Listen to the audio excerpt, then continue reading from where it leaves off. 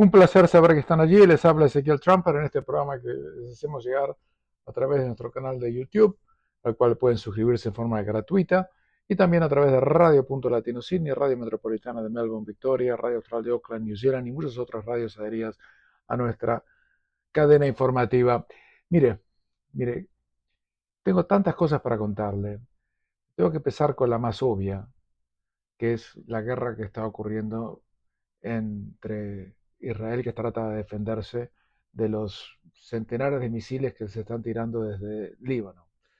Quiero que se entienda esto bien porque hay una gran confusión y las palabras del Papa, el sinvergüenza argentino, hay que empezar a llamarlo. Ahora le voy a explicar por qué. Para mí Bergoglio es una vergüenza para la República Argentina, y sé que muchísimos católicos están de acuerdo conmigo desde ya, ¿no? Pero les quiero explicar cómo es esto. También quiero contar las cosas de Australia, quiero hablarles bastante de fútbol, muchas, y el discurso seminal de Milei en las Naciones Unidas, que realmente es para el bronce. Pero vamos a empezar por lo más acuciante. La guerra que está ocurriendo en este momento se debe a una sola razón. Israel no ocupa un solo milímetro cuadrado del Líbano ni jamás lo ocupó. El Líbano es un país independiente y soberano, que tiene un gobierno propio, pero que tiene enquistado dentro de su país una organización que se llama Hezbollah, que es financiada directamente por la República Islámica de Irán, con billones de dólares, armada hasta los dientes, y que tiene como objetivo, y así está promulgado en su carta constitucional, la aniquilación del Estado de Israel y todos los judíos que están adentro. Eso no lo digo yo, lo dicen ellos. En ese sentido, Hezbollah está tirando cohetes y cohetes y cohetes y cohetes. Uno pegó directamente en Tel Aviv, la ciudad más grande de Israel, hace horas nomás. Israel pudo interceptarlo, este misil, que en realidad tenía como destino la central donde está ubicada el Mossad, que es su central de inteligencia. Pero, ¿qué otra respuesta puede tener Israel o cualquier país, cuando de otro país le tiran cohetes de todos lados, dirigida a matar a toda su población? La única posibilidad que tienen es defenderse. Hacer la paz con una persona o una organización cuyo un objetivo es asesinarlo a uno es imposible. No hay nada que negociar. ¿Se acuerdan de la película Terminator con Arnold Schwarzenegger? Bueno, era un robot que venía del futuro, esto es una ciencia ficción, a matar a un determinado individuo. Era un robot, no podían negociar que no lo mate porque estaba programado para matarlo. Entonces la única manera de sacarse el robot del medio era destruir el robot, porque no podían conversar y llegar a un acuerdo con ellos bajo ninguna naturaleza. Por otro lado, Hezbollah tampoco quiere hacer ninguna negociación de paz, no les interesa ni nunca las han además ofrecido. Entonces Israel no tiene más remedio que salir a defenderse. Tienes decenas de miles, si no centenares de miles de personas en toda la frontera norte del país evacuadas desde hace casi un año, y tiene que, obviamente, poder tomar control de la frontera de su país y que no lo bombardeen más. Por eso comenzó primero tratando de sacar de circulación con la infiltración a los pagers y los walkie-talkies y teléfonos y demás a todo el liderazgo. Después mató con una bomba a los líderes principales.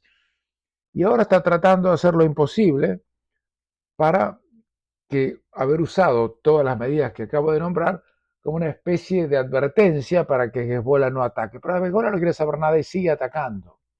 Entonces Israel no va a tener más remedio que entrar a sangre y fuego dentro del Líbano. El primer ministro de Israel, Netanyahu, dijo que esto no es con el Líbano. Yo conozco el Líbano, estuve ahí. La gran mayoría de los libaneses son cristianos. Y detestan a Hezbollah, pero no pueden hacer nada, los tienen enquistados adentro. Si Hezbollah quiere, también lo puede matar a ellos.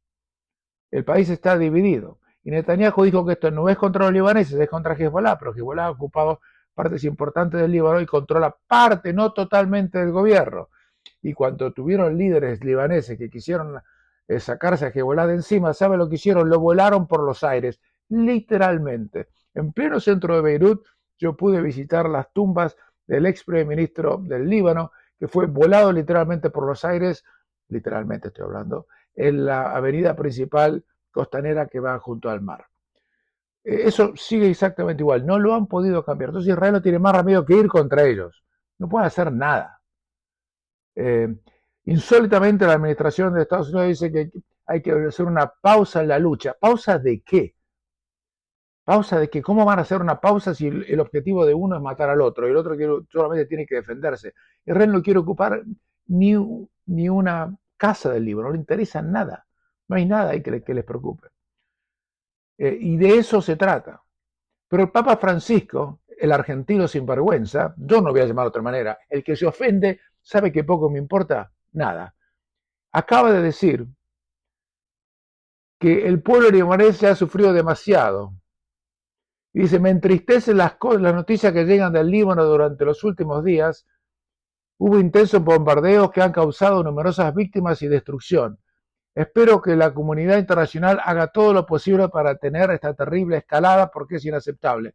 Decime una cosa, sin vergüenza, ¿qué puede hacer Israel para que le dejen de tirar cohetes, sino ir contra aquellos que le tiran los cohetes? Y los que le tiran los cohetes quieren tirar los cohetes hasta matarlos a los que están del otro lado. ¿Qué puede hacer? ¿Qué haría él? ¿Cómo realmente pueden tener un papa de esta naturaleza? A mí no me importa que sea argentino. Por Dios. Es realmente sorprendente que este individuo esté donde esté.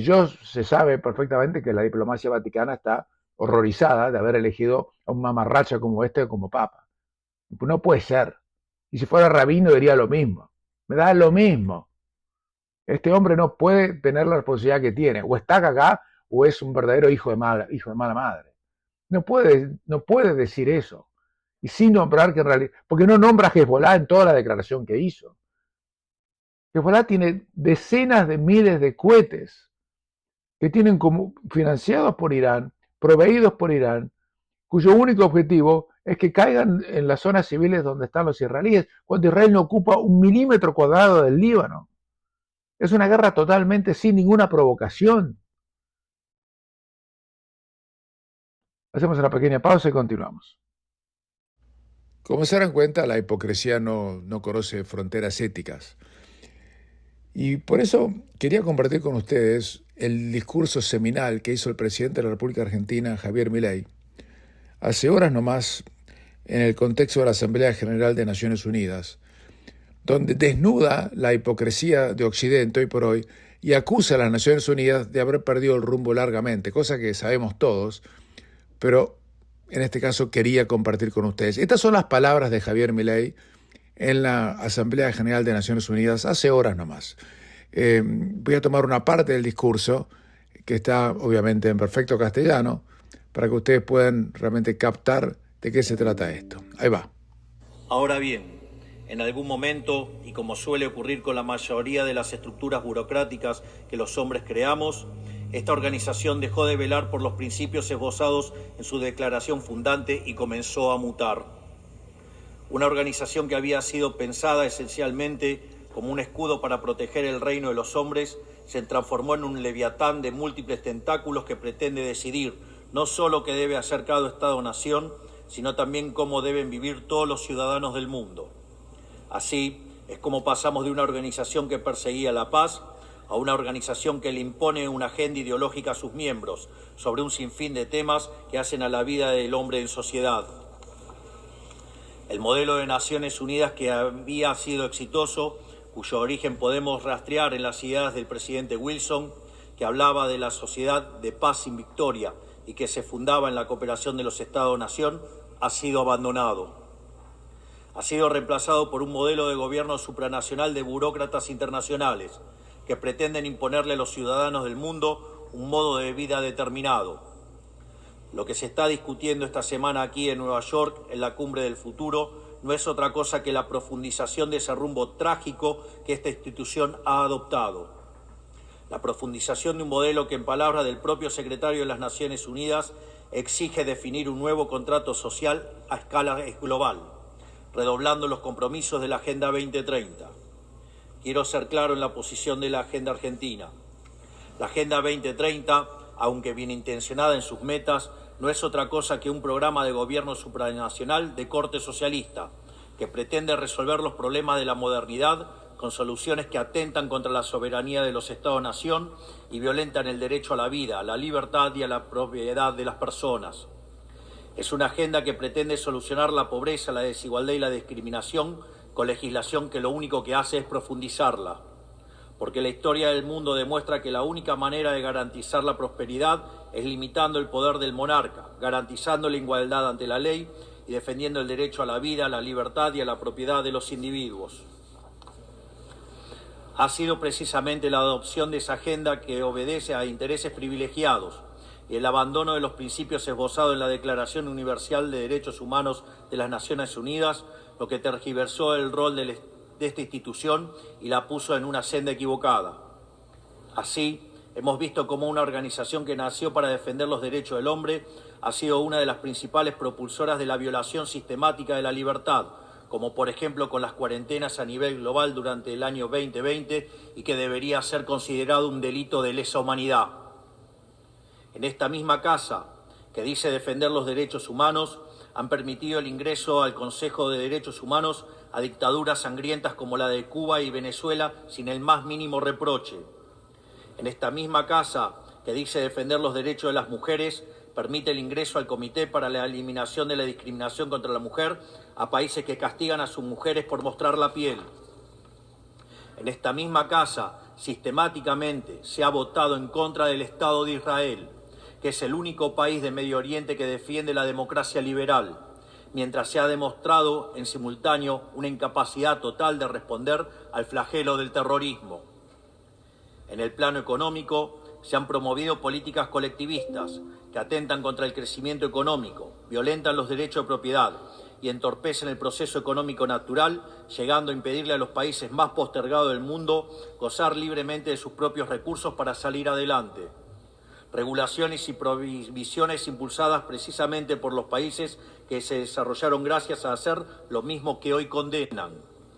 Se ha promovido además una relación tóxica entre las políticas de gobernanza global y los organismos de crédito internacional, exigiéndole a los países más relegados que comprometan recursos que no tienen en programas que no necesitan, convirtiéndolo en deudores perpetuos para promover la agenda de las élites globales.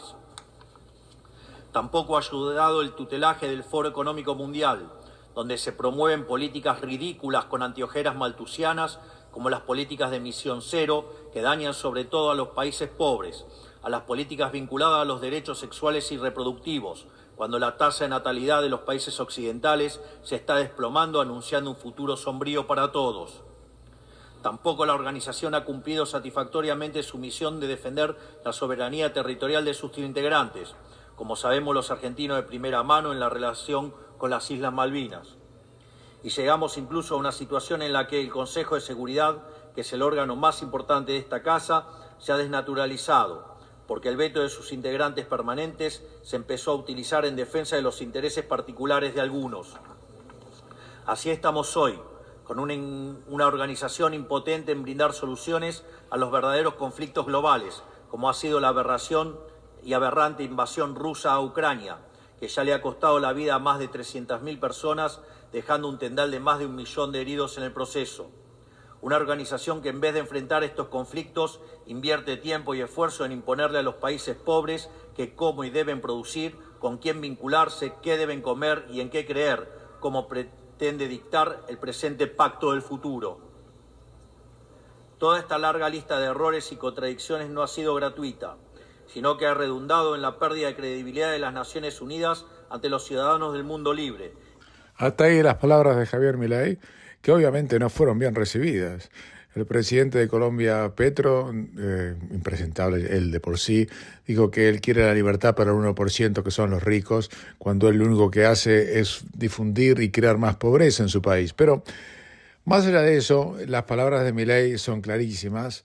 Pero es una ave rara, una rara avis, como se diría en latín, en el concierto de naciones, y que además tiene problemas en su país para gobernar, porque todavía el pueblo argentino no ha visto los beneficios de la política que él ha querido imponer. Por supuesto, tratar de dar vuelta décadas y décadas de peronismo colectivista es muy, pero muy complicado. el gobierno de Macri, que lo que precedió al peronismo antes del último gobierno peronista, fue verdaderamente penoso. Macri era un inútil también, no hizo absolutamente nada, más que entregarle el poder y restaurar el peronismo allí. Así que la tarea de Milei es cíclope y va a ser muy difícil, que, en mi opinión, que consiga el éxito que él está buscando, pero por lo menos está mostrando que en Argentina se puede pensar diferente. Y por primera vez, desde que yo tengo uso de razón, un presidente argentino es verdaderamente un progresista desde el punto de vista intelectual y que está yendo en contra de la corriente con ideas diferentes. Ahora sí, tenemos elecciones en Estados Unidos dentro de menos de 2 meses y las encuestas están muy pero muy parejas y eso sí va a decidir realmente hacia dónde realmente estamos yendo. Si gana Kamala Harris, no esperen que continúe con las mismas políticas que Biden.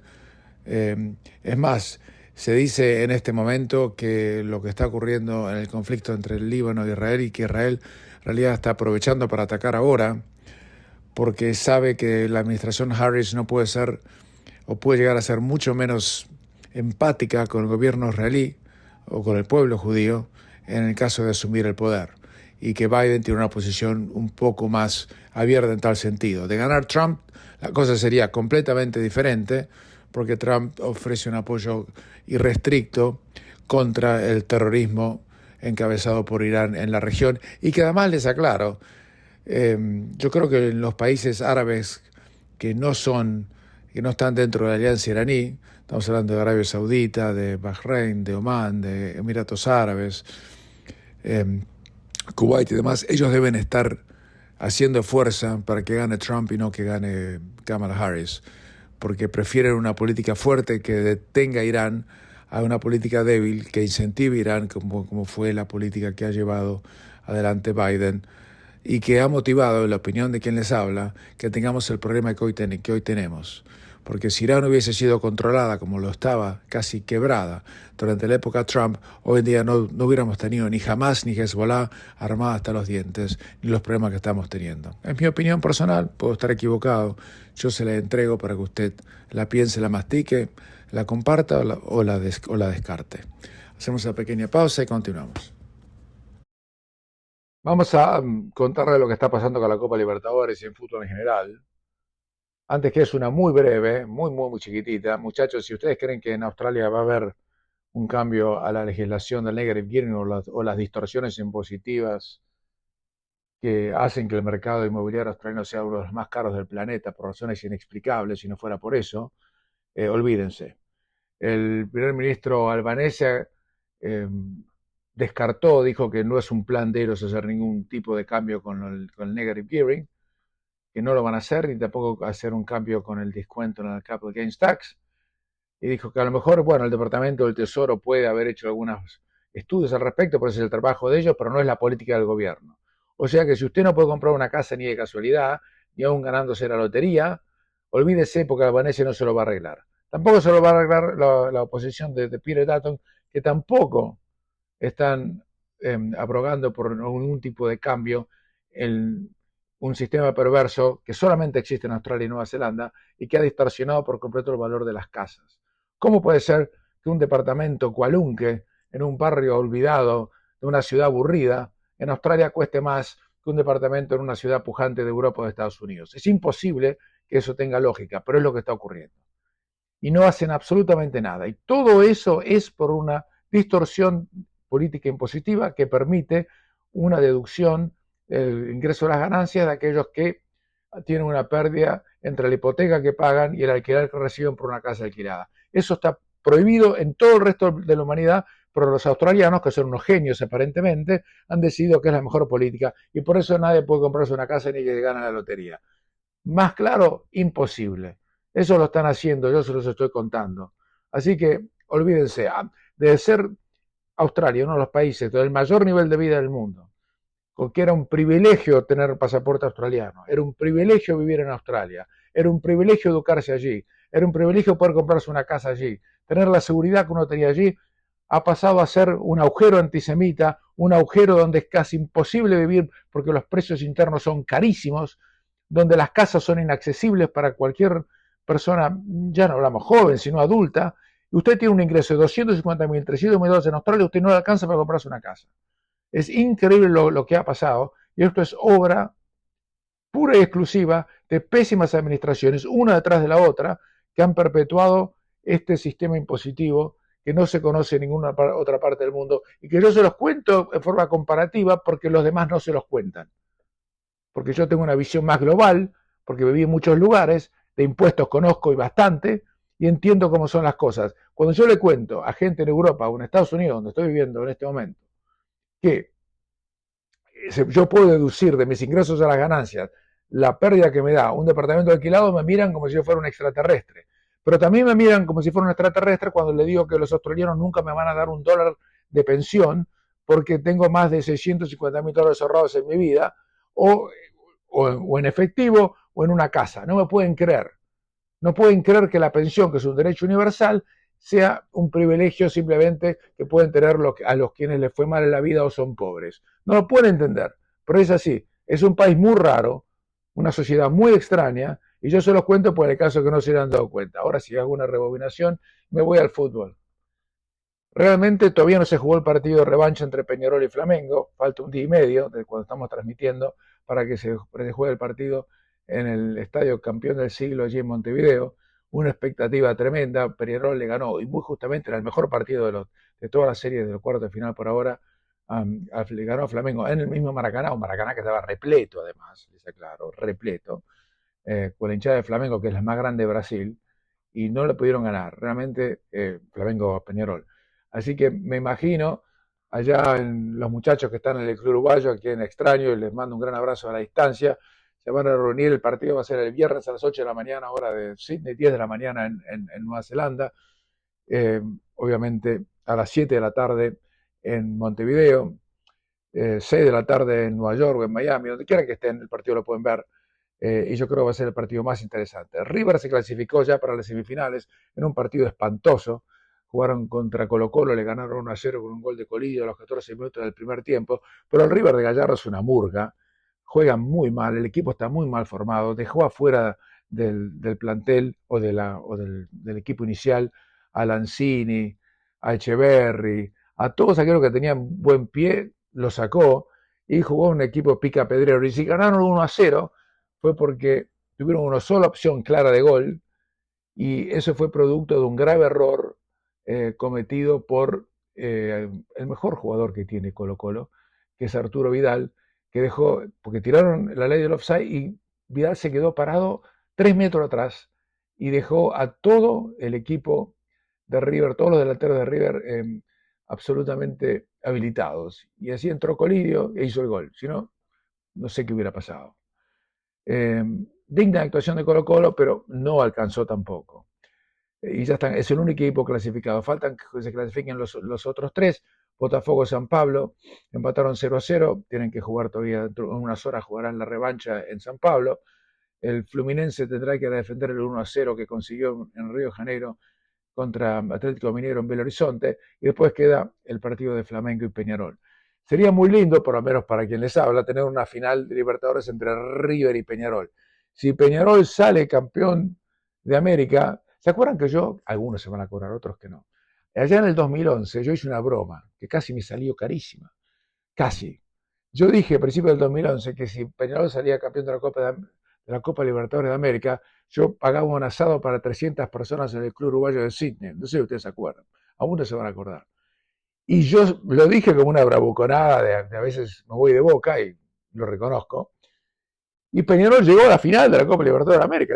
Yo pensé que no pasaba ni de cuarto de final, soy muy sincero. Llegó a la final, incluso llegó al último partido que se jugó en San Pablo, con chances, y ahí fue cuando me salvó Neymar, que era en ese momento los jugadores del Santos, y le ganó la final a Peñarol, ahí nomás le ganó, y me salvó, yo siempre digo, me salvó Neymar. Ahora digo lo siguiente, si Peñarol llega a la final de la Copa Libertadores de América y la gana, yo en algún momento me tomo un avión a Sydney, me voy al club uruguayo y hago un asado para 100 personas, en algún momento, por supuesto digo que sea al día siguiente.